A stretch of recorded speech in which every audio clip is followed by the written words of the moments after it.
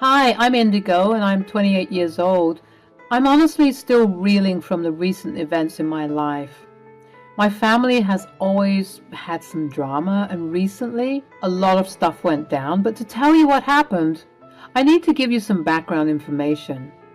I grew up in a typically normal family. Every one of us, my parents and I, were pretty chill, all except my older sister Azalea, who was a different story. Azalea, oh boy, where do I even begin with that girl? She was like a wild tornado tearing through our family. You know those stories about the black sheep of the family? Well, Azalea took it to a whole new level. She was always the rebellious one, breaking all the rules and doing things her way. Our parents couldn't control her, no matter how hard they tried. Late night parties, questionable friendships, romantic partners, and a general disregard for authority and responsibility became her trademark. But the real bomb dropped when she got involved with a married man. Yeah, you heard that right. Talk about a major betrayal. Our family was blown to pieces by the community. We became pariahs. The scandal was so big that it reached national news because of all the married men she wanted to canoodle with. She chose a pretty prominent one. Trust? Shattered. Hearts? Broken. It was a mess, to say the least. After that, things went from bad to worse. Azalea went off the rails completely, partying harder, making even riskier choices, and alienating anyone who tried to get close. She was even dabbling in some not-so-legal substance abuse, which still pains me to this day. It was like watching a train wreck in slow motion, and we were all just left shaking our heads in disbelief. Our parents couldn't handle the pain, obviously. They distanced themselves from Azalea, cutting her off, not because they stopped loving her, but to protect their sanity. Can you blame them? It was a matter of self-preservation at that point. I was very angry with my older sister. I used to look up to her. But time and time again, she'd break my trust and my heart when she'd try and use me as a scapegoat or involve me in her irresponsible behavior. I tried time and time again to rekindle a relationship with her, but she'd refuse, only ever needing me when she needed money for drugs or because she had no place to stay. I too decided to formally cut her off not long after my parents did, because she wasn't going to use me for her gain. Sadly, a couple of years passed and my father passed away. The news was so shocking and I was so sad because he didn't even get the chance to say goodbye to one of his children, estranged or not. I was trying to reach out to Azalea despite everything that had happened. I thought maybe, just maybe, this would be a moment when our family could put aside the past and come together in the face of loss. Maybe, just maybe, something good could be bred out of my dad's passing. But boy, was I wrong. When I called her and asked if she would come to the funeral, her response was like a slap in the face. She said she had better things to do. Can you imagine? Our own father's funeral, and she couldn't be bothered to show up? The anger boiled inside me and I let loose on the phone. Azalea, please! Just put aside your selfishness for once and come to Dad's funeral. It's the least you can do to honor his memory. Oh, how touching! The prodigal daughter returns, begging for my presence at a funeral. Sorry, Indigo, but I've got better things to do than waste my time on that. You have no respect. Dad is gone, and all you care about are your selfish desires? How can you be so heartless?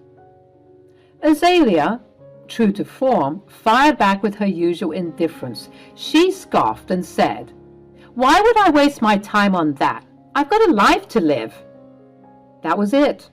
That was the final straw. I felt so stupid for believing that she'd change. I made up my mind right then and there that I never wanted to see or hear from her again. The pain of losing our father was already unbearable, and her callousness only made it worse. This isn't about you, Azalea. It's about paying our respects and coming together as a family in our time of loss. Can't you see that? Oh, how noble of you, Miss Perfect. Always playing the dutiful daughter. Well, count me out. I won't be a part of your little charade. You know what? Fine, don't come. I don't want you there anyway. You've proven time and time again that you don't care about anyone but yourself. Suit yourself, Indigo. Have fun mourning Daddy without me. That's exactly what I plan to do. And when this is all over, don't ever expect to hear from me again. I'm done with you, Azalea. Whatever, Indigo. Good riddance. And with those words, the line went dead. The anger and disappointment welled up inside me, mixing with grief of losing our father. It was clear that Azalea's absence would leave a void, but at that moment, I knew it was a void I had to accept, forever this time. The day of the funeral arrived and people gathered to pay their final respects, but there was still no sign of Azalea. I told my mom about our fight, and she said that she'd sorted out, but it seemed as though she had failed. Azalea was nowhere to be seen. It hurt, you know, to see the absence of a sister who should have been there supporting us in our time of need. After the burial, my mom and I returned to my home, coupled with some close friends and family members to continue the funeral. Instead of grieving slowly and quietly as we intended, something horrific burst through the door. There she was, stumbling through the door wearing a bright pink mini dress that clashed with the somber and black atmosphere. It was as if she had been out partying, completely intoxicated, and to top it all off, she started spewing nonsense, adding insult to injury. Azalea stumbled into the house completely wasted. She knocked over some glasses, breaking them and causing a total ruckus. It was a hot mess, and I wasn't having any of it. We started yelling at each other, making a scene that had everyone cringing. Seriously, Azalea? What the hell are you doing? This is not the time or place for your drunken shenanigans. Oh, come on, Indigo. Dad wouldn't want us all sulking. Let's celebrate his life, damn it. Celebrate? Are you freaking kidding me? Can't you see how freaking inappropriate this is? Show some respect for once. Respect? Easy for you to say, Miss Perfect. You've always been the goody two-shoes, haven't you? Don't you dare start with me, Azalea. Our voices clashed, filled with frustration and years of pent-up anger. The room was tense, and it felt like our relationship hit rock bottom. Just when things couldn't get any worse, our mom stepped in and dragged us both to my room, trying to salvage some dignity and have a private conversation. Girls, enough is enough. Let's talk like adults and find some common ground.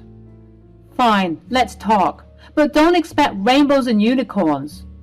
Suddenly, my mom and I heard sobbing. It was coming from Azalea. I'm sorry, Mom. Indigo, I've screwed up so many times. You already know that. I need help. Serious help. And Dad's passing made me realize how lost and lonely I've truly been. I've missed you guys for a long time, actually. But my pride and stubbornness wouldn't let me. I'm a wreck. Everyone knows that. But I want to change. I want to do better. It might be too late for me to reconcile things with Dad, but I'm hoping it's not too late for us. My mom softened at her words. Although she and my dad decided to cut her off all those years ago, I could clearly see that as a mother, being without her child was tearing her apart. I, on the other hand, needed some convincing, but seeing my sister's face crumple with anguish, whether it was directed at herself, her circumstances, or both, made me soften too. Finally, I said, Azalea, if I'm being honest, I don't know if I can believe you anymore. But seeing you like this, owning up to your mistakes, at least it's a start. The weight of the past seemed to lift as we hugged, tears streaming down our faces. It was a bittersweet moment of reconciliation, a fragile bridge built over years of hurt and misunderstandings. At that moment, I realized that family, despite all the crap, could find healing and forgiveness. So after the funeral, things seemed to be looking up for Azalea. She decided to move back in with Mom, and for a while it seemed like she was doing well. Mom would call me every now and then, giving me updates on Azalea's progress and how proud she was of her for making positive changes in her life. It was a glimmer of hope, you know. But then, just when we thought things were finally settling down, my mom called me in a panic one day. She sounded worried and distressed, and I could tell something was seriously wrong. "Mom, what's going on? Why are you so panicked?" "Indigo, it's Azalea. She's gone. And she took Dad's credit cards, jewelry and clothes, and even raided our pantry. I woke up to this mess and found a note from her. I have no idea where she went." "Are you serious, Mom? After all that has happened? She pulls another stunt like this? I can't believe it." "I don't know what to do, Indigo. She's caused so much trouble, and now I'm worried about the credit cards. What if she racks up huge debts?" "Take a deep breath, Mom. We'll handle this.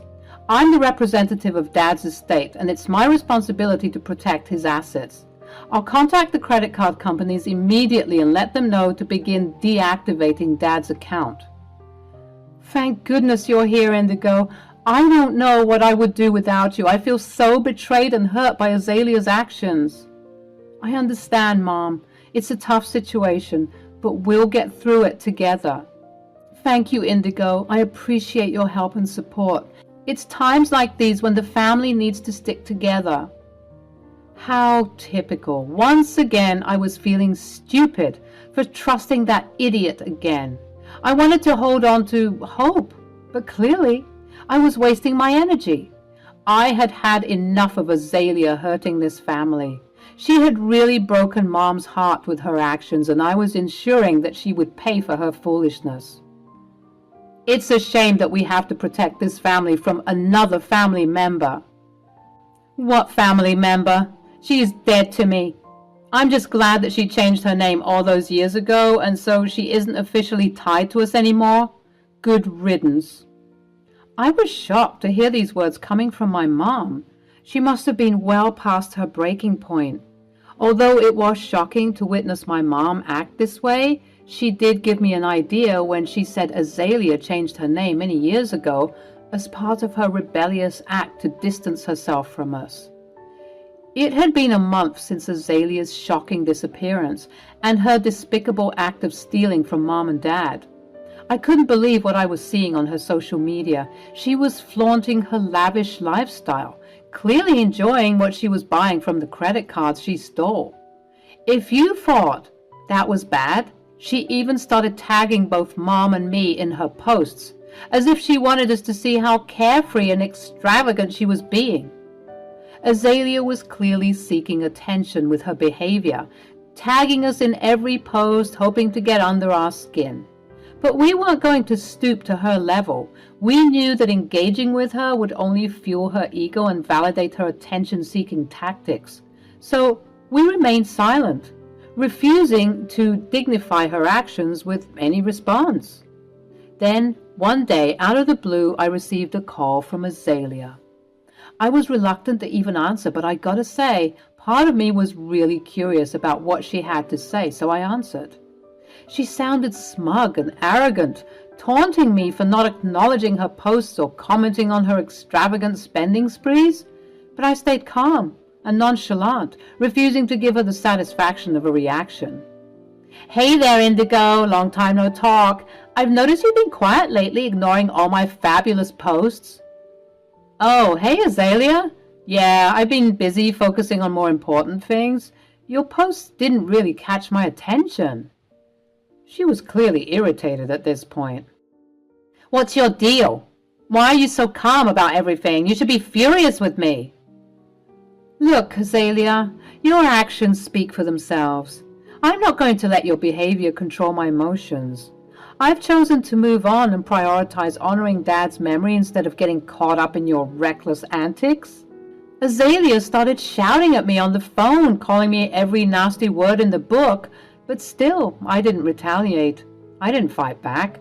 I let her have her diva moment, knowing that she'd be receiving a rude awakening pretty soon. "You think you're better than me, don't you? Well, guess what? I've spent a whopping $20,000 on Dad's credit cards. I couldn't help but laugh. This sent her even further down the spiral of anger. Azalea, your attempt to provoke me won't work. Your actions only reflect poorly on you. I've moved beyond letting your behavior affect me.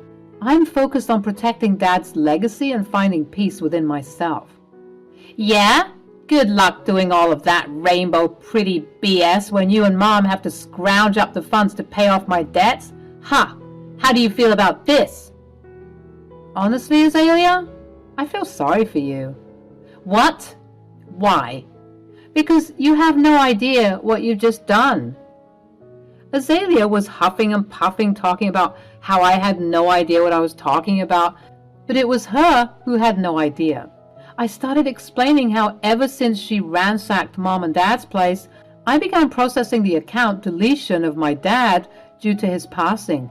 The credit card companies advised us that the card might still be usable during this time and that no purchases should be made whilst this process is being conducted.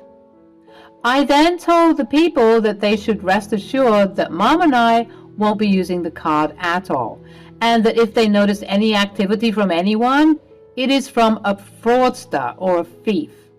What? You didn't tell them that there was another person in the family? What are you talking about? You're not part of this family. I could tell that the words I said smacked her right across the face.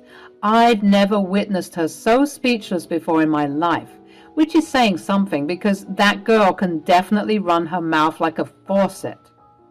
What do you mean I'm not part of this family? I mean just that, Azalea. You've made it clear to us time and time again that you don't love us. You don't even want us. You changed your name. You deliberately tugged at our hearts during our time of mourning just to blindside us and dupe us, which was probably your plan all along, huh? Oh, cat's got your tongue now, huh? Anyways, I told the people at the bank that if they suspect any suspicious activity occurring after I put in the request for the account deletion, they should deal with it accordingly because it has nothing to do with Mom and me. So what are you saying? I'm saying that when you're unable to pay the debt, because let's face it, you won't be, you'll be dealing with the authorities. Indigo, how could you do this to me? No, Azalea, how could you do this to me? To your mother? How could you sleep in her home and do her dirty like that? How could you disgrace your father who can't even rest because of you? Do you not realize how selfish you are? Okay, so I'm the bad guy, right? I mean, that's what you people have always told me, so why not just report me to the police sooner? Why am I finding out about all of this now? Because watching you fall from your high horse would be much sweeter, darling. I didn't want to give you the heads up. I wanted you to be completely blindsided, but now I see that there's no point in that. You deserve to know that your days of freedom are limited, and very soon you'll be in the pen, and there's nothing you can do about it. Azalea began to cry on the phone, and I just sat in silence waiting for the pity party to be over. But you know I can't pay this back. I'm going to go to jail. Yeah? Well, you probably should have thought about that before doing the stupid crap you're doing. Indigo, I'm so sorry. Save it. I don't want to hear anything else from you. I never want to hear from you again. And by the way, yes, prison orange is so not your color. Before she could respond, I hung up the phone. I did a little happy dance and I waited for the eventual news of Azalea's arrest. As luck would have it, Azalea was arrested the very next day. The authorities took her to the station, and according to the buzz that was going around my county, Azalea was putting up a fight, denying everything, including the fact that the police found copious amounts of drugs in her house. She was digging herself a deeper grave with all that denying because the judge increased her sentence after she pleaded guilty. I will never understand why people plead guilty when there is undeniable evidence, but anyways. My mom and I rejoiced when we heard of Azalea's verdict. We were hoping to breathe, at least for a couple of years, before Azalea blessed us with her destruction. I was hoping that a few years locked up would do her some good and teach her some much-needed discipline, but it seems like getting a well-behaved Azalea wouldn't be happening for a long time, because she would apparently cause a ruckus in her prison cell, even badly beating one of her inmates. The judge said that there would be years added to her sentence due to her insolence in the pen. My mom and I have decided to put everything behind us, for real this time. We can't keep going back and forth with this girl. Enough is enough. Whenever we'd get calls from the prison, we'd reject them, refusing to even speak to her, in case she tried to slither her way back into our lives again.